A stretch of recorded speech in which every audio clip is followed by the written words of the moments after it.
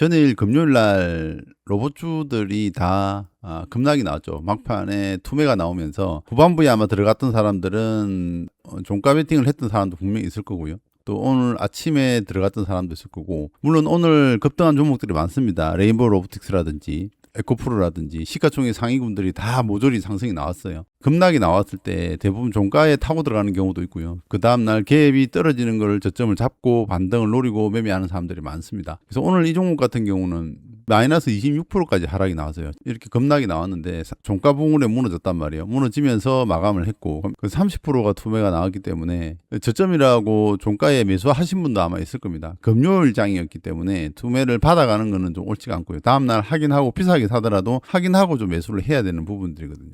특별하게 급등하는 종목이 없는 상태에서 낙폭과대로 급락이 나온다 그러면 시장이 돈들이 이쪽으로 몰려옵니다. 왜? 주말 동안 금요일 날 투매가 나왔고 특별하게 돈이 들어갈 만한 섹터가 안 보인다 그러면 전일 낙폭과대에 의한 기술적 반등으로 돈이 싹 쏠리게 돼 있어요. 근데 아침에 시장이 어땠냐면 굉장히 좋게 활발하게 종목들이 많이 움직였단 말이에요. 그럴 때는 저점 잡는 걸 좀 기다려야 됩니다. 한 템포 쉬어서 잡아야 돼요. 이 말이 좀 어려울 수가 있거든요. 물론 결과론으로 이렇게 말할 수도 있는데 결과론이 아닌, 제가 여기 잡단 말이에요. 최저점에서 잡은 건데 평상시 같으면 이런 라인에서 타고 들어옵니다. 금요일만 아니었으면 아마 소량 배팅을 해가 넘어올 수도 있어요.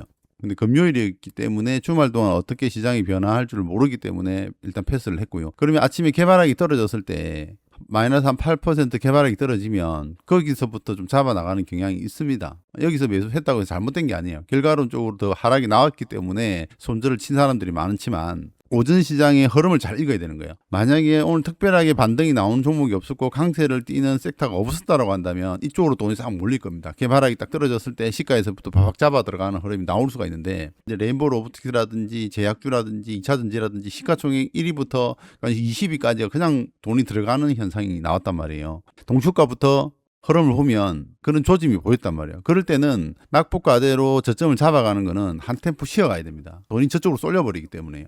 제가 판단하는 기준은 그렇게 말씀을 드리는 겁니다. 전일 급락이 나왔고 아침에 개발하기 나왔는데 다른 쪽으로 수급이 많이 쏠리는 경향이 있다 그러면 한 번 더 빠집니다. 낙폭과대를 매매하는 사람들은 오늘 이 흐름을 잘 기억을 하시기 바랍니다. 이런 라인에서 잡아 들어갈 수 있지만 계속 기다렸어요. 한 템포 쉬고 또 한 템포 쉬고 마이너스 26%까지 하락이 나왔을 때 저점이다. 이 정도면 물려가도 되겠다라고 생각하고 매수가 들어간 거죠. 여기서부터 이제 분할로 매수를 한 거죠. 반등이 나왔어요. 추가적으로 더 하락이 나오질 않고 바로 상승이 나왔습니다. 시가 여기까지 기다렸거든요. 요 라인까지. 전일 종가에서 매도를 하려고 하다가 조금 더 일찍 매도를 했습니다. 좀 매도하고 전일 시가를 돌파하는 흐름에서 또 매도하고 기다렸다가 급락이 나왔을 때 좀 더 기다렸다. 여기서 다른 데가 또 매수를 합니다. 매수를 해서 다시 반등 나오면 매도를 하는데, 워낙 코스닥의 시가총액 상위군들 쪽으로 수급이 쏠려가는 흐름이 나왔기 때문에 가지고 있는 물량만 기술적 반등해서 매도하고 빠져나왔습니다. 좀 고점을 넘어가는 흐름도 나왔지만 결국은 이제 이렇게 마감이 됐고요. 자, 오늘 제가 말씀드리고 싶은 내용은 어떤 내용이냐면, 투매가 나왔다고 해서 바로 매수하는 것도 낙폭과대에 의해서 기술적 반등을 생각하고 종가에 매수하는 거는 지금까지는 이런 패턴들이 잘 맞아 들어갔습니다. 금요일장은 이틀 쉬기 때문에 한 템포 쉬어가는 게 맞다라고 보입니다. 최근 흐름은. 대부분 여기서도 이제 매수해서 기술적 반등을 노리고 들어갔던 것도 나쁜 흐름은 아니에요. 기존의 매매 방식은 그렇게 해도 수익이 나는 구조였습니다. 근데 지금 시장이 변동성이 굉장히 심하다라고 제가 말씀을 드렸잖아요. 시장에서 경험을 많이 하다 보면 지금은 소위 말하는 매수 타점, 그런 정형화시킨 자리가 있잖아요. 그런 자리들은 시장의 흐름 자체가 큰 변동성이 없이 그냥 상승장, 하락장, 큰 변동성이 없는 장세에서는 그런 타점들이 잘 맞아 들어갑니다. 시장의 변동성이 워낙 클 때는 정형적인 매수 타점 자리가 어떻게 보면 의미가 없어요. 이게 고점 대비 마이너스 한 43% 빠졌거든요. 그럼 평상시에 우리가 고점 대비 마이너스 40%, 30%도 많이 빠졌다고 하는데 40%, 43%까지 빠지는 일들이 없잖아요. 시장 자체가 평소에 구사하던 매매 방식으로는 잘 맞아질까요? 46% 빠졌거든요. 고점 대비 46% 하락이 나왔거든요. 잘 안 맞는 거예요. 이거 자체가 벌써 이미 이렇게 연봉으로, 상대 연봉으로 밀어버리는 게 40%, 그는 50% 가까이 밀어버리는 게 잘 일어나지 않는단 말이에요. 그럴 때는 시장의 흐름을 잘 읽어야 되는 거예요. 주식 경험이 많은 사람들은 가 이하에서 아마 잡아 들어갔을 거예요. 이 마이너스 26%까지 밀었을 때 손절 친 사람도 분명히 있을 겁니다. 여기 종이 한 장 차이거든요. 시가 이하부터 잡아 들어가는 게 맞습니다. 그게 잘못됐다는 게 아니에요. 잡아 들어가는 게 맞아요. 조금 더 시장을 분석하고 조금 더 한 템포를 늦춘다라는 생각을 했으면 오늘 시장에는 좀 맞지 않았나 이렇게 생각을 해보고요. 템포를 늦췄는데 이게 급락이 나왔다가 여기에서 저점 찍고 올라가 버리면 뭐 매매를 못하는 거죠. 매매를 못하는 한이 있더라도 좀 더 기다려 보는 거죠. 누가 더 저점을 잘 잡느냐의 싸움이기 때문에. 그래서 오늘 저는 뭐 운이 좋게 여기서 매수가 됐던 거고요. 그리고 반등 나왔을 때 플러스 20%, 플러스 34%에서 매도를 했습니다. 결과론 가지고 말씀을 드리긴 하나, 이렇게 장대 연봉이 나왔을 때 다이렉트로 쏟아졌을 때는 조금 더 신중하게 비중을 약하게 들어가거나 다음날 카드를 한 번 더 보고 투자하는 게 맞지 않았나 이렇게 생각을 해봅니다. 누차 말씀드리지만 전일 종가에서 잡아도 됐습니다. 지금까지는. 시장의 변동성이 그리 크지 않을 때는 그게 가능했어요. 지금은 위험했다. 시장의 변동성이 워낙 크기 때문에 조금 더 확인할 필요가 있었다. 기술적으로 말씀을 드리면은 물론 11선 정도, 11선 개발하기 안 나오고 전일 종가에서 바로 시작을 했다 그러면 11선 언저리 이런 자리에서도 충분히 매수가 들어갈 수 있는 자리거든요. 이런 자리가 저점이 잡히는 자리거든요. 11선과 21선까지인데 요 중간에 한 15일선 정도 되겠죠. 이 라인에서도 저점이 잡히는 경우가 간혹 나옵니다. 21선 언저리까지 찍고 반등이 나왔기 때문에 편차가 너무 큰 거예요.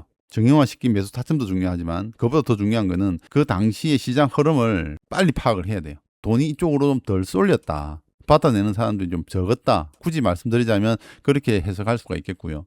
이런 매매를 하시는 분들은 좀 되씹어 보시기 바랍니다. 이런 것들이 이제 경험에서 나오는 다라고 저는 말씀을 드립니다. 이 경험이라는 것이 많이 손실도 보고 매매를 많이 해봐야 좀 늘 수 있지 않겠나 이렇게 생각을 해보고요. 코스닥이 불을 뿜었습니다. 그동안 상단에서 전고점을 넘어가는 흐름이 나왔죠.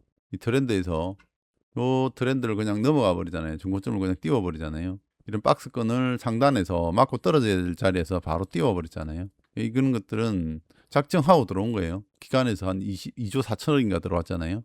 수급도 엄청나게 돈이 많이 들어왔고 코스피 따라간다 이렇게 우리가 생각해 볼 수가 있겠고, 지금 시장의 마인드를 좀 바꿔야 되지 않나. 이미 다 바꿔서 생각하겠지만 이제부터는 조금 더 기존에 생각했던 마인드에서 좀 벗어나야 된다. 주봉이나 월봉을 보면은, 그런데 연봉을 한번 봐볼게요. 이 연봉을 보면 코스닥에서 장대 양봉이 나왔잖아요.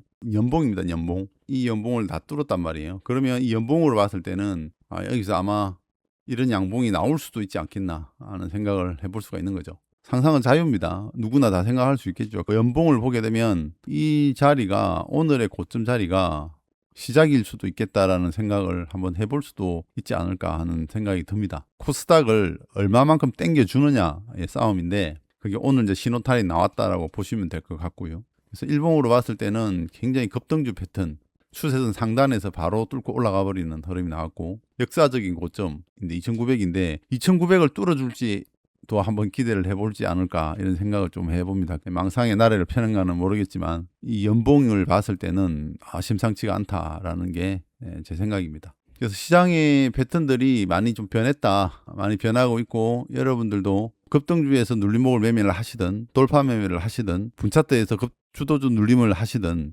시장의 흐름들이 급등락이 많이 나오는 시장이기 때문에 그런 부분들을 잘 감안해서 내가 생각했던 변동성보다 조금 더 크게 생각을 하시고 매매를 하시기 바랍니다. 오늘은 낙폭과대에 의한 기술적 반등을 매매했던 사람들이 의외로 손절이 많이 나왔다라는 부분이고요. 유로 메카도 오늘 반등이 많이 나왔고요. 많이 흔들렸고요. 첫 원봉이 나왔잖아요.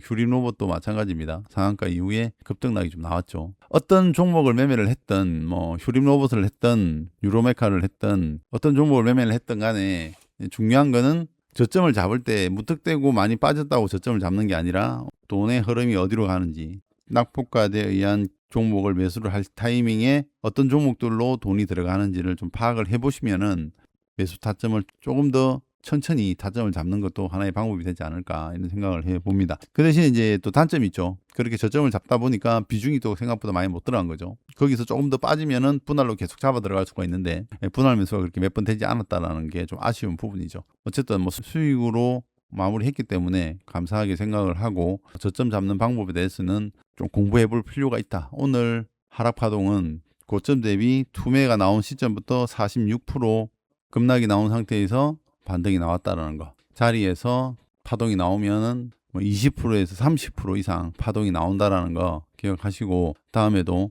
잘 생각해서 저점을 잡아보시기 바랍니다. 오늘 영상이 마음에 드셨다면 좋아요, 구독 한번 눌러주시고 오늘 영상은 여기까지 하도록 하겠습니다.